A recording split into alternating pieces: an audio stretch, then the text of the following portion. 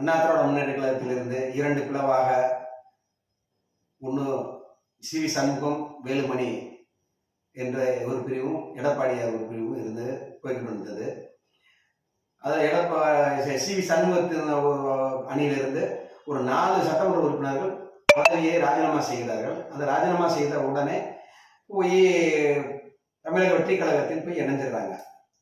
இதை உடனே என்ன பேசுறாங்க, எல்லா அரசியல் கட்சி என்ன பேசுறாங்க, பொதுவாக வந்து இது புதுசா நடக்கிறது மாதிரி பேசுறாங்க.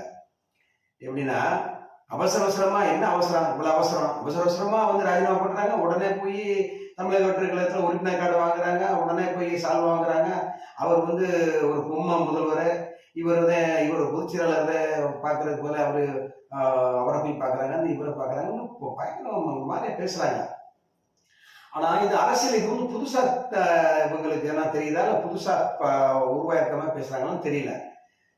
2011 அண்ணா திராவிட முன்னேற்றத்துல மிகப்பெரிய ஆளுமையுடன் புரட்சி தலைவி ஜெயலலிதா வந்து முதல்வராகவும், எதிர்கட்சி தலைவர் மறைந்த புரட்சி கலைஞர் விஜயகாந்த் இருந்தார்.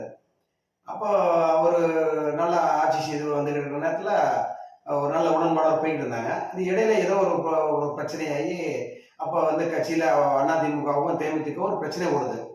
அந்த நேரத்துல பாத்தீங்கன்னா ஒரே நேரத்துல 8 சட்டமன்ற உறுப்பினர்கள் அதிமுகவுக்கு போய் இணைய போறாங்க. அதோட சேர்ந்து பாமக இருந்து ஒரு சட்டமன்ற உறுப்பினர், புதிய தமிழகத்திலிருந்து ஒரு சட்டமன்ற உறுப்பினர், இப்படி 10 சட்டமன்ற உறுப்பினர் ஒரே நேரத்துல போய் இணைகிறாங்க.